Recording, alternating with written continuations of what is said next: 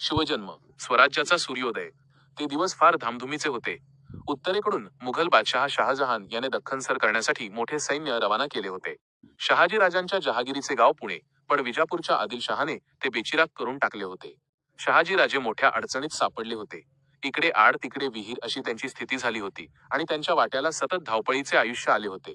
अशा परिस्थितीत जिजाबाई गरोदर होत्या. या धामधुमीत आणि धावपळीत त्यांना सुरक्षित कुठे ठेवायचे हा मोठा प्रश्न शहाजी राजांसमोर उभा राहिला. तेव्हा त्यांना शिवनेरी किल्ल्याची आठवण झाली आणि त्यांनी जिजाबाईंना शिवनेरीवर ठेवण्याचे ठरवले. शिवनेरी हा पुणे जिल्ह्यातील जुन्नर जवळील एक अत्यंत मजबूत किल्ला. त्याच्या चारी बाजूंना उंच कडे, भक्कम तटबंदी आणि बळकट दरवाजे होते. विजयराज हे त्या किल्ल्याचे किल्लेदार होते आणि ते भोसल्यांच्या नात्यातीलच होते. त्यांनी जिजाबाईंच्या रक्षणाची संपूर्ण जबाबदारी स्वीकारली. त्यानंतर शहाजी राजांनी जिजाबाईंना शिवनेरीवर ठेवले आणि ते मुघलांवर चालून गेले. आणि तो सोन्याचा दिवस उजाडला. फाल्गुन वद्य तृतीया शके 1551, म्हणजेच इंग्रजी वर्षाप्रमाणे 19 फेब्रुवारी 1630. शिवनेरीच्या नगारखान्यात सनई चौघडा वाजत होता. अशा मंगल क्षणी जिजाबाईंच्या पोटी पुत्ररत्नाचा जन्म झाला. संपूर्ण किल्ल्यावर आनंदी आनंद झाला. बाळाचे बारसे झाले आणि शिवनेरी किल्ल्यावर जन्म झाला म्हणून बाळाचे नाव शिवाजी ठेवण्यात आले. शिवरायांच्या वयाची पहिली 6 वर्षे फार धावपळीत गेली, पण या धावपळीतही जिजाबाईंनी शिवरायांना उत्तम शिक्षण दिले. सायंकाळी त्या सांजवात लावत, शिवबांना जवळ घेत, मायेने कुरवाळत आणि त्यांना रामाच्या नि कृष्णाच्या, भीमाच्या नि अभिमन्यूच्या गोष्टी सांगत. तसेच कधी नामदेवांचे, कधी ज्ञानेश्वरांचे, तर कधी एकनाथांचे अभंग म्हणून दाखवत. शिवरायांना शूर पुरुषांच्या गोष्टी आवडत.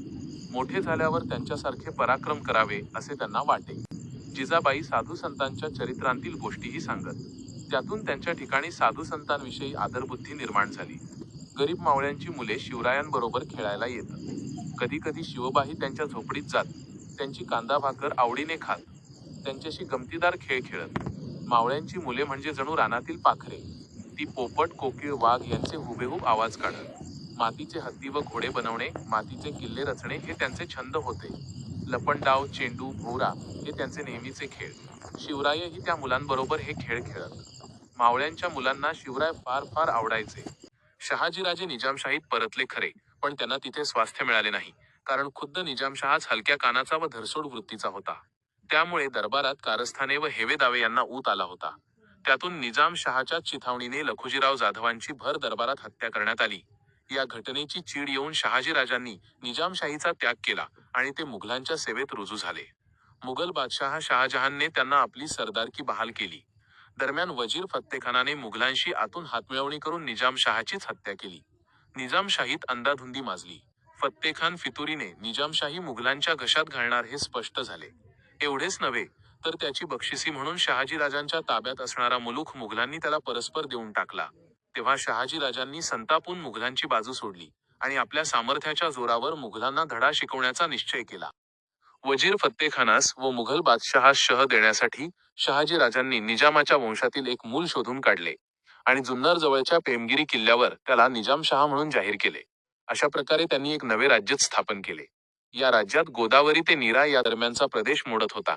आपल्या या राज्याचे संरक्षण करण्यासाठी शहाजीराजे मोठ्या शर्थीने लढले.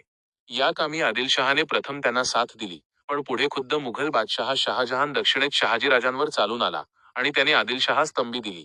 तेव्हा आदिलशहाने शहाजीराजांच्या विरोधात त्याच्याशी मैत्रीचा तह केला.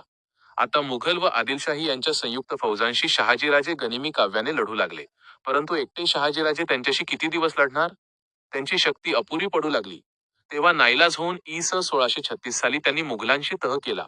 शहाजीराजांना काळ अनुकूल नव्हता, म्हणून त्यांचा स्वतंत्र राज्य स्थापण्याचा प्रयत्न तडीस गेला नाही. परंतु त्यांच्या या धाडसामुळे मराठी लोकांत आत्मविश्वास निर्माण झाला. शिवरायांना हा आत्मविश्वास पुढे स्वराज्य स्थापण्याच्या कार्यात उपयोगी ठरला. शहाजीराजांची निजामशाही बुडाल्यानंतर तिचा प्रदेश मुघल व आदिलशहा यांनी वाटून घेतला. शहाजीराजांची पोळेसुप्याची पूर्वापार जहागीर आदिलशाही राज्यात आली, तेव्हा आदिलशहाने ती जहागीर आपल्या वतीने त्यांना दिली. आता शहाजीराजांनी आदिलशाहीची सेवा स्वीकारली. आदिलशहाने त्यांची पुण्यापासून दूर कर्नाटकातील प्रदेश जिंकण्याच्या कामावर नेमणूक केली. शहाजीराजे कर्नाटकात गेल्यानंतर काही काळाने जिजाबाई आणि शिवरायही त्यांच्याकडे गेले. शिवरायांचे महाराष्ट्रातील बालपण धामधुमीत गेले होते.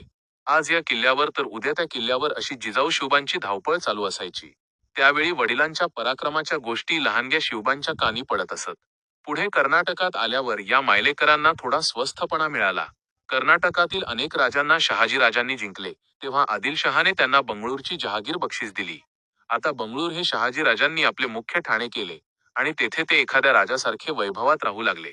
दरबार भरवू लागले.